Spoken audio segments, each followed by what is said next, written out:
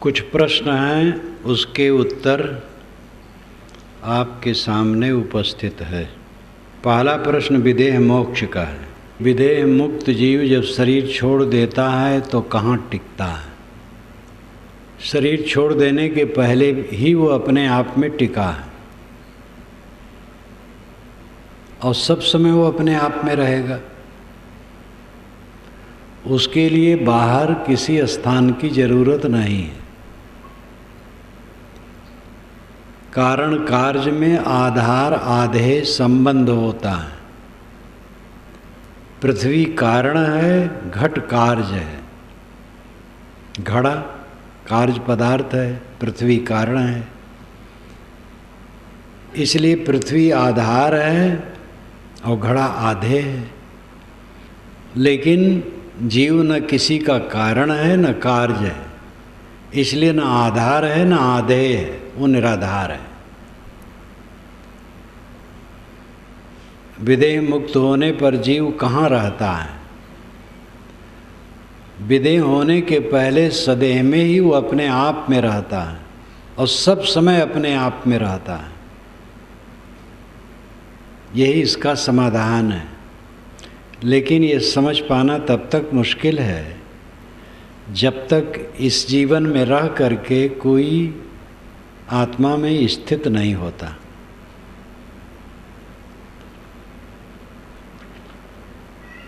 कहीं बाहर नहीं ठहरना है जीव को।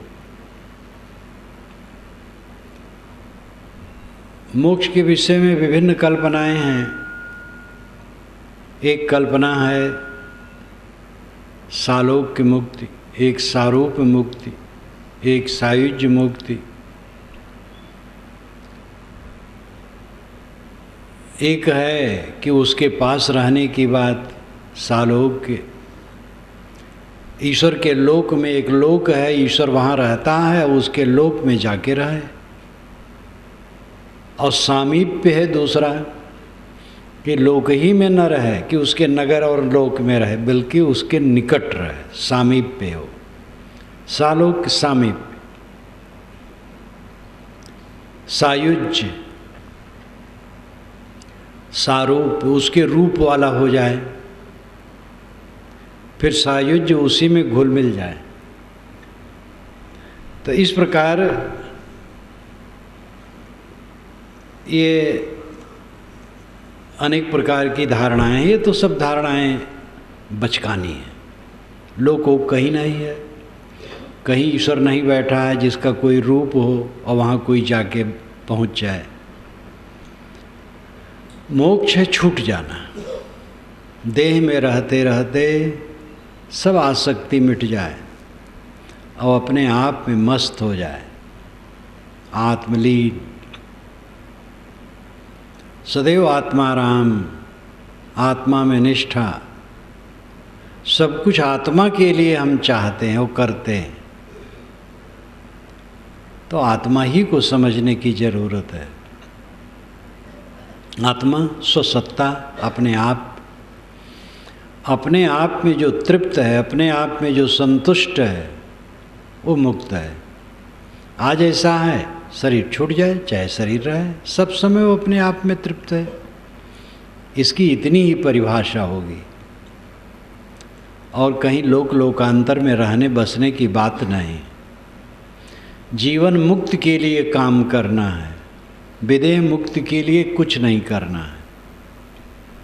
जीते जीते ऐसी स्थिति बनाओ, सब कामनाएं छूट जाएं, सारा अहंकार छूट जाए, अपना मन आत्मा में लीन रहे, सदैव आत्म तृप्त रहे, आत्म संतुष्ट रहे। ये खास काम है, ये करना चाहिए। मरने के बाद चिंता करने की जरूरत नहीं कि कहाँ रहेगा। आत्मा क्या है? आत्मा का शाब्दिक अर्थ होता है स्वयं। ये आत्मी लोग हैं, मेरे लोग हैं। तो आत्मा नाम खुद चेतन है, जड़ नहीं है। जो सोचता है, बोलता है, पूछता है, कहता है, वो जड़ नहीं है, चेतन है। आप चेतन हैं, चेतन आत्मा है और आत्मा चेतन है, ज्ञान स्वरूप है। वो इंद्रियों और मन द्वारा संसार को जानता है, जान करके मानता है, मान करके मनन करता है और उसमें अनुकूल मानता है, प्रतिकूल मानता है, राग मानता है, द्वेष मानता है, फिर प्रपंच शुरू हो जाता है। जो कुछ देखे सुने उसमें राग द्वेष न माने, राग द्वेष न मान करके अपने आप में तटस्थ रहे, आरूढ़, निष्प्रेय, ये उसकी साधना। आत्मा का अर्थ है स्वयं, मैं। वो चेतन है, वो अमर इसलिए है क्योंकि वो जड़ से नहीं बना है,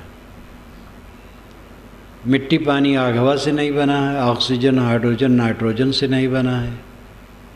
वैज्ञानिक भी मानते हैं कि जड़ तत्वों में चेतना नहीं है। 2 वैज्ञानिकों से मेरा संपर्क हुआ है, एक बिहार के थे, वो देहरादून में सेवारत थे, जा रहे थे। फैजाबाद में हमारा रिजर्वेशन था। जब डब्बे में पहुँचे तो मेरी ही बर्थ पर वह बैठे थे, सामान नीचे रखे थे, बातचीत हुई।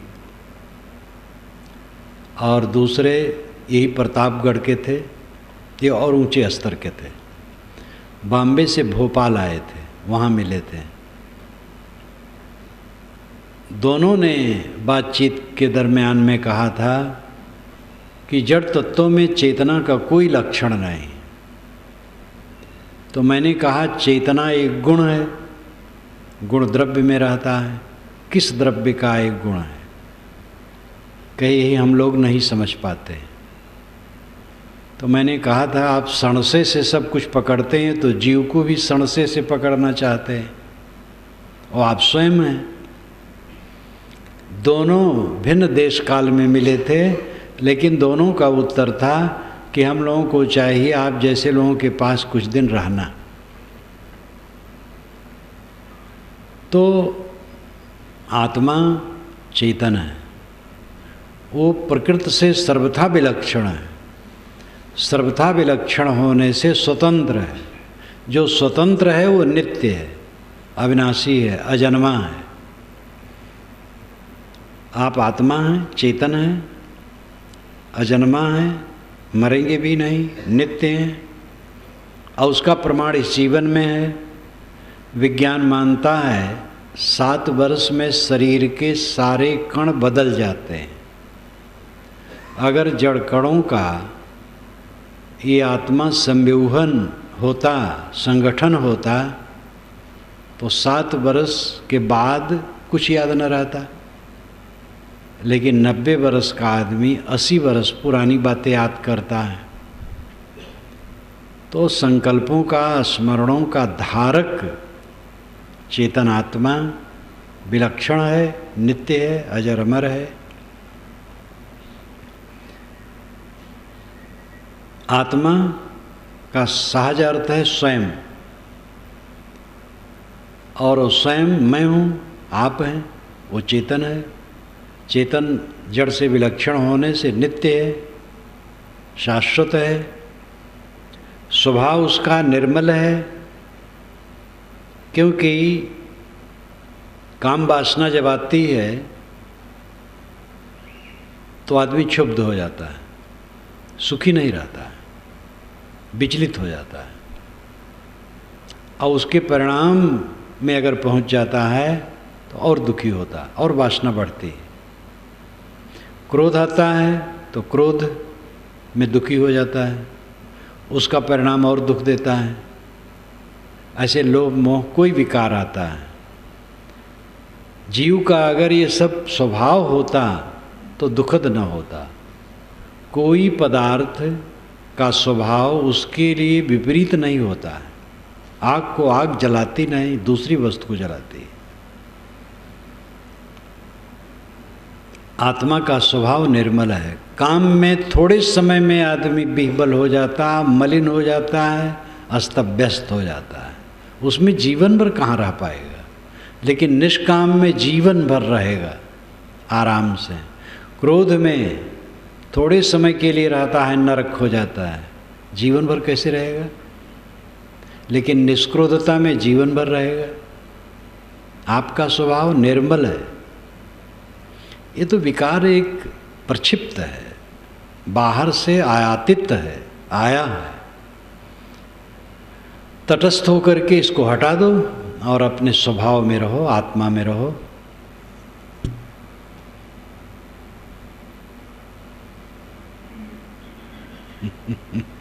क्या किन्हीं महापुरुष का जन्म दिवस विशेष उल्लास के साथ मनाना उचित है अथवा नहीं? यदि वह महापुरुष धार्मिक क्षेत्र से संबंध रखते हो, उनकी शिष्य शाखा हो, तो क्या उन महापुरुष को अपना जन्म दिवस मनाने पर ऐतराज होना चाहिए? कृपया सकारात्मक समाधान करें।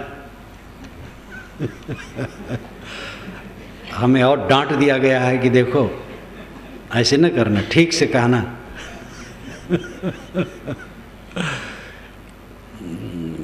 कोई जन्म दिवस मनाने की ज़रूरत नहीं। और कोई भी लिखा हो, लगता है कि हमारे लिए लिखा है, नाम अपना नहीं दिया है। आज ही जन्म दिवस है इस शरीर का।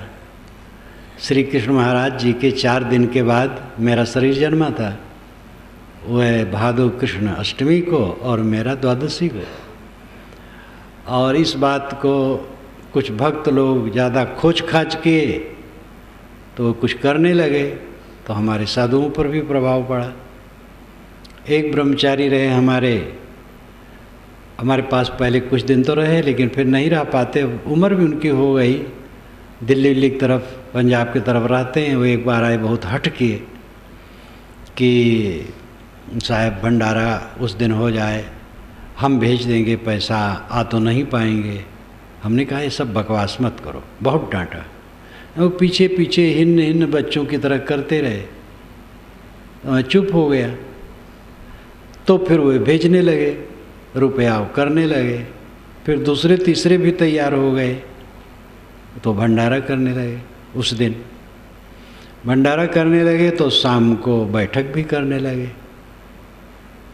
तो बैठक में क्या होता था मुझे तो कुछ पता नहीं रहता था। अंत में मैं जाता था तो मैं मृत्यु पर बोलता था।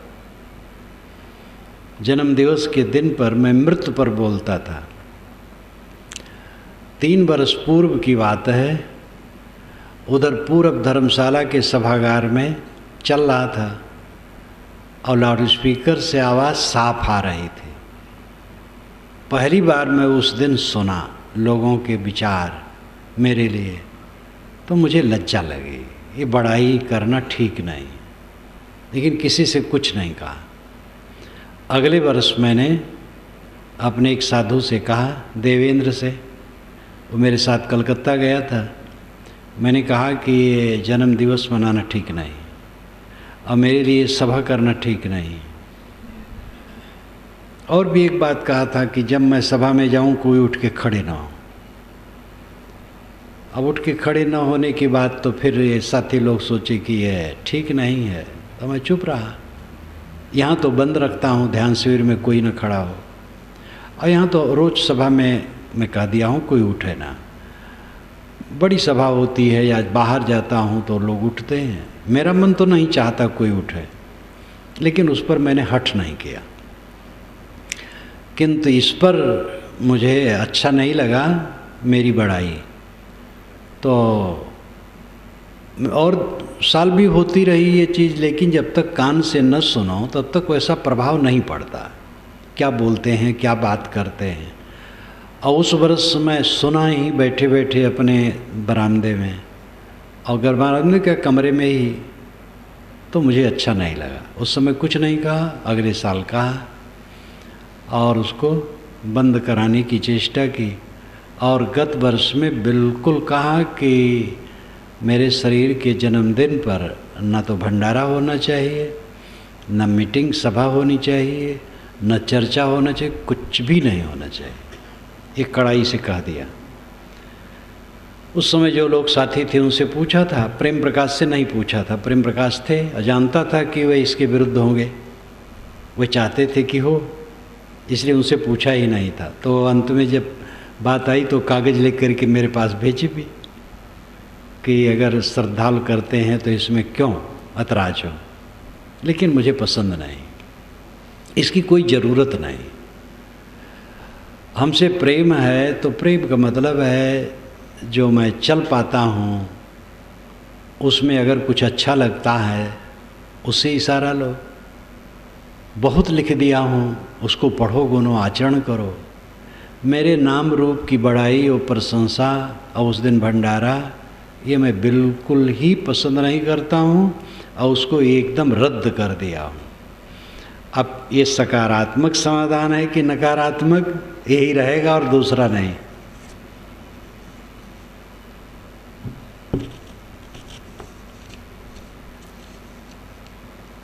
ज्ञान चौतीसा में नन्ना अधूरा पूरा अन्य ग्रंथों में मैंने 2 लाइन साखी पढ़ी है। वो पढ़े होंगे, कोई जोड़ दिया होगा, लेकिन बीजक में यही है, कोई बीच में जोड़ दे गलत है। चौथा वो नामा जाई, राम का गद्दा होए कर खाई। नामा नाम शून्य में जाता है, वो ईश्वर की लादी लादता है, समझता नहीं है। तो जैसे पाठ है वही ठीक है हम लोगों का। गृहस्थ जीवन मुक्त हो सकता है या नहीं? न गृहस्थ जीवन मुक्त हो सकता है, न साधु जीवन मुक्त हो सकता है। जो मोह नहीं छोड़ेगा कोई नहीं हो सकता, और जो मोह छोड़ देगा कोई भी हो सकता है। अब गृहस्थी में रह करके विषय वासना में उलझा रहा है, मोह माया में उलझा रहा है, ज्ञान की चर्चा करे और अपने ज्ञानी माने रहे, तो इससे कैसे जीवन मुक्त होगा? गृहस्थ का इतना अर्थ है कि घर में रहता है, धोती कुर्ता पहनता है, गृहस्थ का कपड़ा पहनता है, लेकिन मोह नहीं है, शुद्ध ब्रह्मचर्य का पालन है, काम वासना का त्याग है, क्रिया का त्याग है, अहंता ममता का त्याग है, स्वरूप बोध है, और चित्त निष्काम निर्माण आत्मतुष्ट है। कोई भी जीवन मुक्त हो सकता है। साधु के लिए तो अवसर ही है, घर द्वार छोड़ के आता है, पूरा समय है, उसको जीवन मुक्त होना ही चाहिए। लेकिन यहाँ रह करके जो ढील हो जाएगा, कैसे जीवन मुक्त होगा? मैंने शायद कल कहा था कि कुछ साधु उत्साह अपना घटा देते हैं, जो सद्गुण थोड़ा है उसी में रुक जाते हैं। घर छोड़ के आए तो यहाँ कोई मोटे दुर्गुण की बात ही नहीं है। इस सामान्य सद्गुण में ही अपने को संतुष्ट मान लेते हैं, और विरह, लगन, साधना, वैराग की तीव्रता ये नहीं करते हैं, तो उनके अंदर की समस्त आसक्ति नहीं मिटेगी। सच्ची समझ संशय रहित पारख निजे दुर्गुण रहे। श्री विशाल साहेब ने भयान में कहा है, सच्ची समझ, समझ सच्ची, पारख निजे, निस्वरूप का बोध है, संशय रहित चित्त है, लेकिन दुर्गुण रहे, अपने में दुर्गुण रहता है। समझ तो सच्ची हो गई, संशय रहित बोध हो गया, लेकिन पुराने संस्कारों के जो दोष हैं वो अभी काटे नहीं गए हैं पूरे, तो वो काटना पड़ेगा, तब कल्याण होगा। समझ तो थोड़े में हो जाती है, विनम्रतापूर्वक सत्संग किया, अध्ययन मनन किया, चिंतन किया, समझ हो जाती है। लेकिन कूड़ा कचरा जो जमा है अनादिकाल का, वो साधना करके कटेगा, तब कल्याण होगा। इसलिए गृहस्थ विरक्त किसी के लिए मर्यादा नहीं है जीवन मुक्ति की।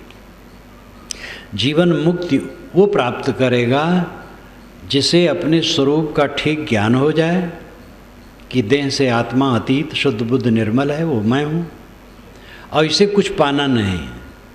याज्ञवल्क्य ने बृहदारण्यक उपनिषद में कहा है, अय मैत्री, जो अपने से ब्रह्म को अलग मानता है उसका ब्रह्मत्व नष्ट हो जाता है, उसकी सारी शक्ति क्षीण हो जाती है।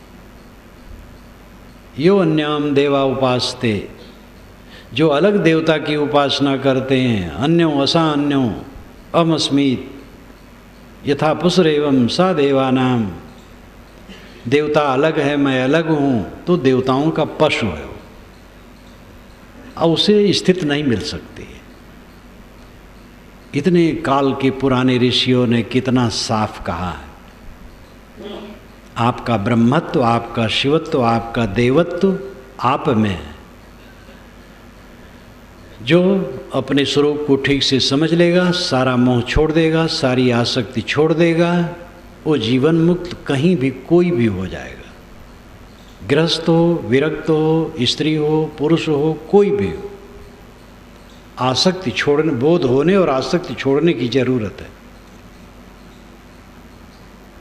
संसार में पारस हंस नाभि कस्तूरी है, या संतों का लिया आधार। पारस तो काल्पनिक है, पारस पत्थर कहीं नहीं। हंस पक्षी होता है, सुनता हूँ, सफ़ेद मानसरोवर में रहता है। हंस हो सकता है, पक्षी हो, लेकिन दूध और पानी अलग करता है कि नहीं ये पता नहीं। कहावत है कि दूध पानी एक में मिला के रख दो तो हंस चोंच मारेगा, पानी ले लेगा, दूध छोड़ देगा। ऐसा भी हो सकता है कि उसके चोंच में खटास हो और उसमें मारे वो पानी छेना, दूध छेना बन जाए और खा ले, वो पानी छोड़ दे। जैसे ऊँट के मुख में वो कांटा चरता है, बबूल, बैर, जब वो मुँह से पकड़ता है तो उसके भाप से वो कांटा कोमल हो जाता है तुरंत। ऐसे खटास हो सकता है, इसका मुझे अनुभव नहीं। हंस पक्षी हो सकता है, नाभि कस्तूरी ये तो होता है। कुछ प्रकार के मृग होते हैं जिनकी नाभि में कस्तूरी होती है, बहुत तीव्र सुगंधी होती है, ये होता है।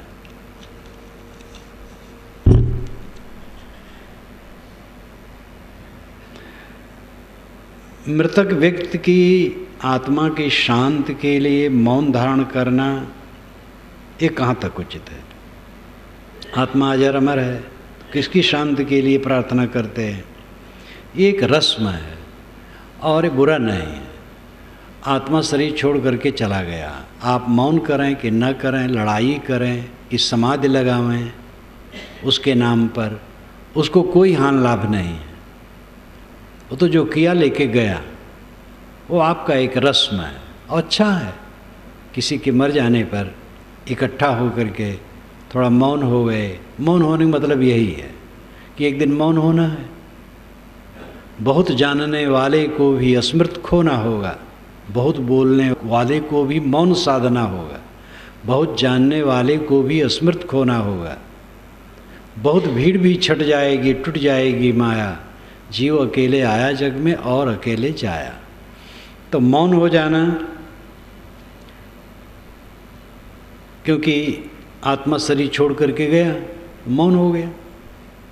हम भी थोड़ा मौन हो जाएं, याद करें अपना भी मरना है। तो एक सिस्टम है, अच्छा है, सुसंस्कार है। उस आत्मा के लिए उसमें कोई हानि लाभ नहीं।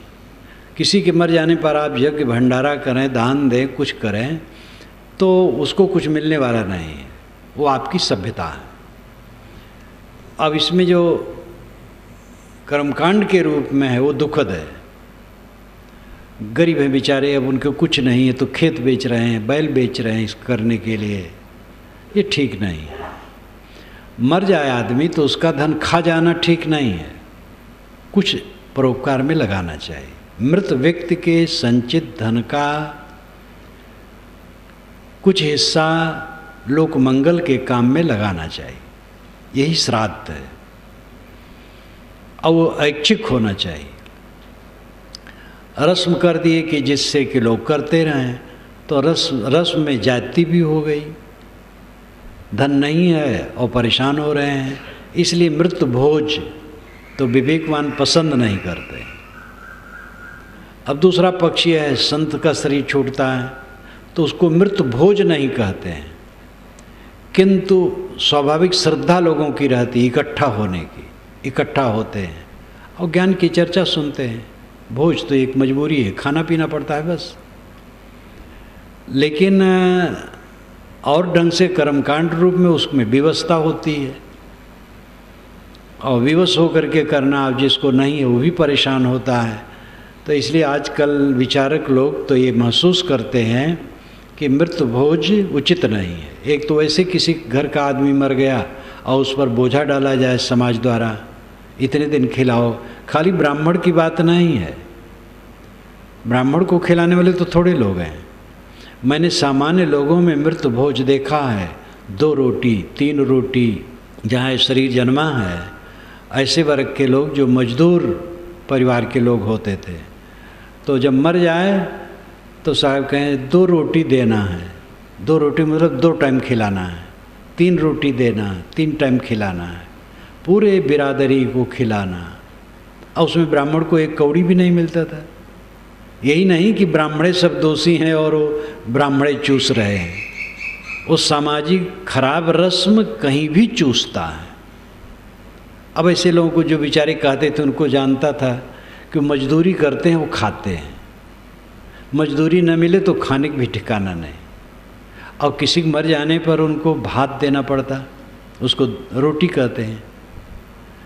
2 रोटी 2 टाइम खिलाएं। अब 100 जने हैं, 150 जने हैं, कितना कमर तोड़ है।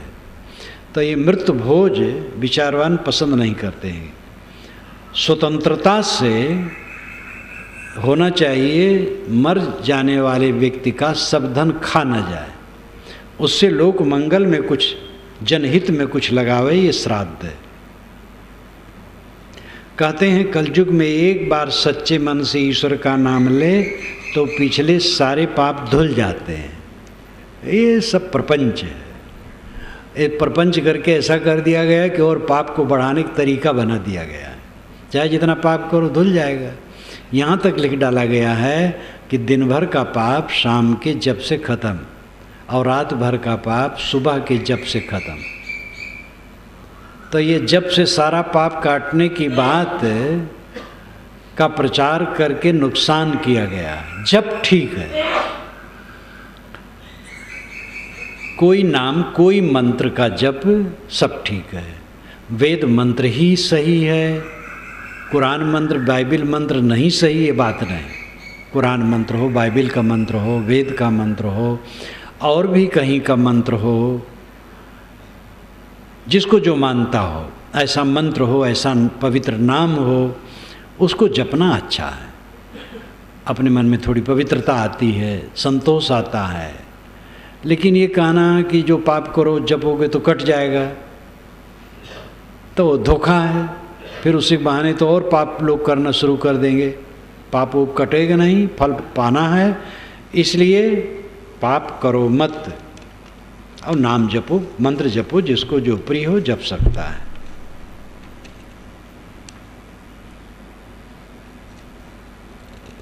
एक सज्जन कहते हैं मैं घर में आधा घंटा एक आसन से बैठ के पाठ करता हूँ, लेकिन यहाँ पर 10 बार आधा घंटा में पैर बदलना पड़ता है। इसका कारण क्या है? अब इसका कारण वही जाने, हम क्या जाने। आत्मा अनेक है और ये भी कहा जाता है कि आत्मा ही परमात्मा है। हम ये पढ़ते सुनते आए हैं कि ईश्वर एक है, तो आत्मा के अनेक होने से ईश्वर भी अनेक होना चाहिए। कृपा करके शंका समाधान करें। बढ़िया प्रश्न है।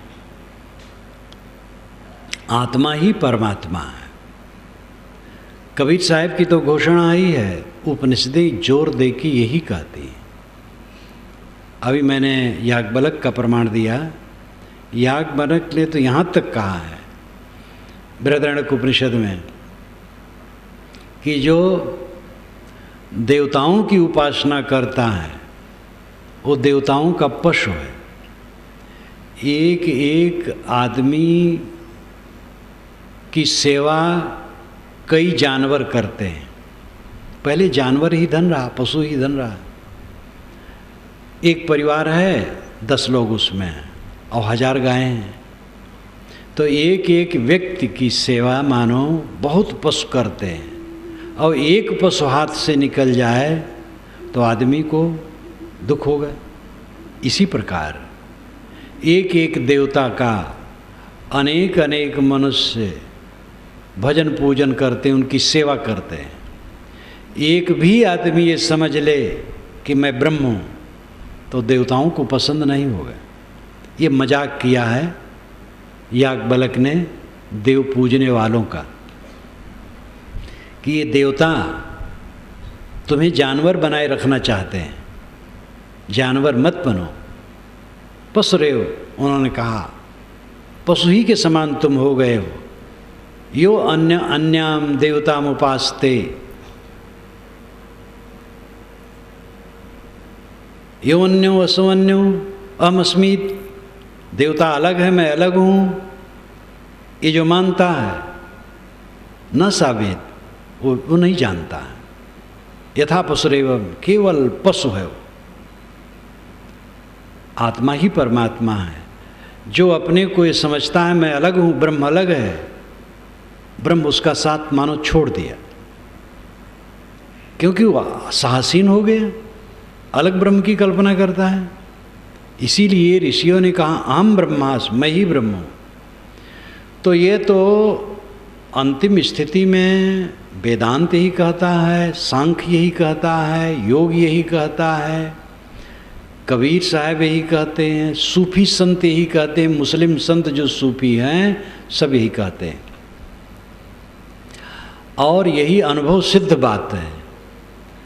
संकल्पों से, मन से देवताओं और ईश्वर की कल्पना होती है,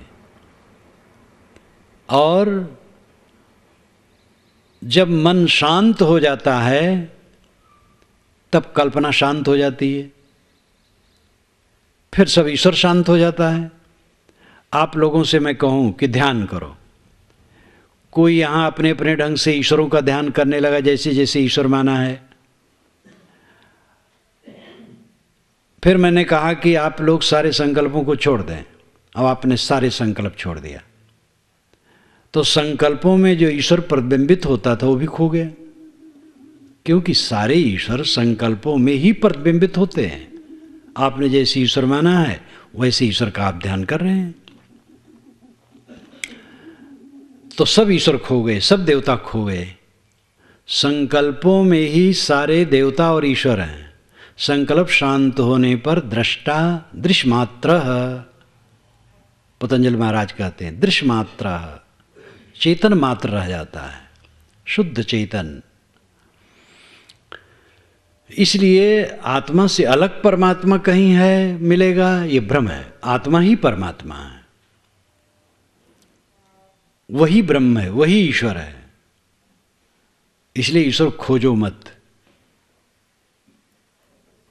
अब इसमें होगा कि भाई तो बहुत ईश्वर हो गए, बहुत ईश्वर हो गए तो किसको धक्का लग गया, किसका नुकसान हो गया? सब आत्मा ईश्वर है, ब्रह्म है अपने आप में।